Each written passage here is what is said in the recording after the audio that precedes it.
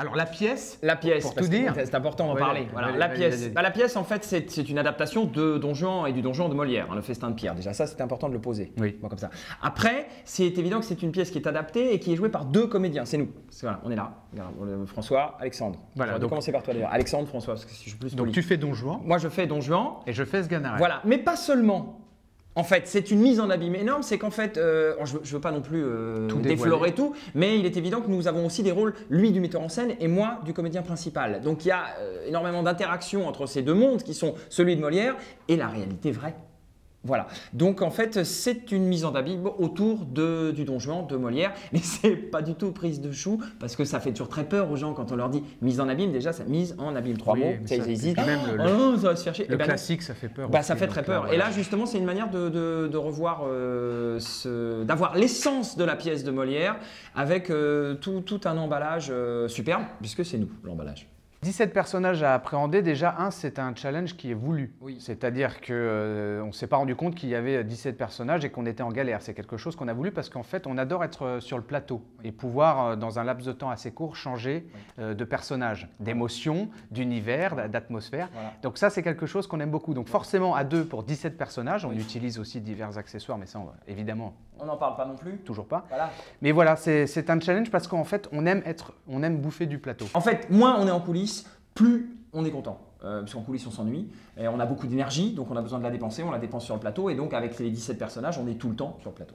Voilà. Oui, et puis c'est pas rien non plus de passer d'un personnage à l'autre. On est excellent, il y a ça aussi. Ma mère me l'a dit. Hein. Elle m'a dit, François, t'es excellent, vas-y, fonce. Et alors, en plus, j'ai la chance de travailler avec Alexandre Guido.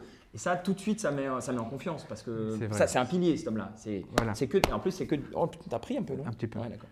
Ça reste vivant entre les 2 personnages. Non, mais surtout, on s'entend quand même plutôt bien. Je ne sais pas si vous le sentez là, un petit peu, cette intimité qui est en nous. On n'a pas mis la langue encore, on est bien d'accord, on en a une relation purement amicale. François, mais c'est vrai, il faut leur dire, parce qu'après les gens se font des illusions. On a dit qu'on gardait des surprises. Alors, donc, pour l'instant, on n'a pas mis la langue, mais il est tout à fait possible qu'on la mette sur le plateau quand vous venez. Voilà. Ça, c'est un peu, mais ça, c'est une dédicace. Ce sera une spéciale dédicace.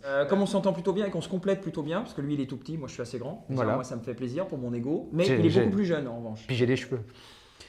Moi, j'en ai aussi, mais ça aussi, c'est une autre surprise. Voilà. Il y a beaucoup d'accessoires. Oui. Il y a un décor qui est assez succinct. Ah oui, ça. Succinct, c'est bien, en fait. Succinct, voilà.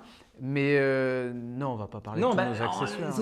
Il y a des effets spéciaux. Oui, il y a des cascades et des effets spéciaux. Ça, on ne va pas le nier. Il y a l'adultère. Oui, l'adultère. La séduction. Déjà. La fascination que la femme peut exercer sur un homme.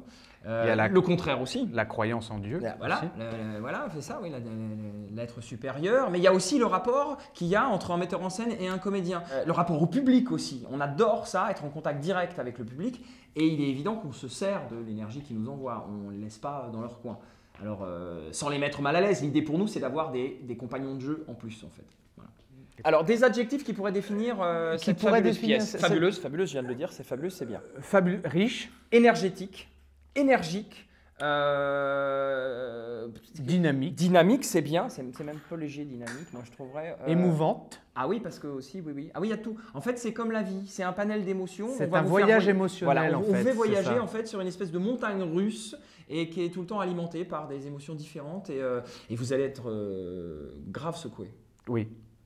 Il y a des moments où vous allez rire, puis d'autres où vous allez dire ah bah oui, carrément. Ah oui, genre, carrément. Avec et même il y a des gens, ils pleurent. Oui. Pas seulement ma mère, on est d'accord. Hein, et des fois, oui, ils pleurent beaucoup. Les gens, ils pleurent. On a du mal à les arrêter d'ailleurs. Il faut les gifler pour vraiment que ça… Arrête, ça va maintenant, c'est bon. C'est comme nous, il faut nous gifler. Non, oui, il faut nous gifler pour qu'on s'arrête aussi, c'est pareil.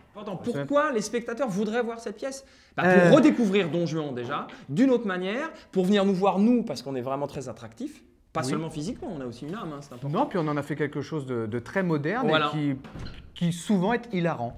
Il y a des grands moments de poilade, comme on dit. Donc voilà, si on aime rire, il faut venir. Mais pas… Oui, non, ça m'énerve ça, ce côté…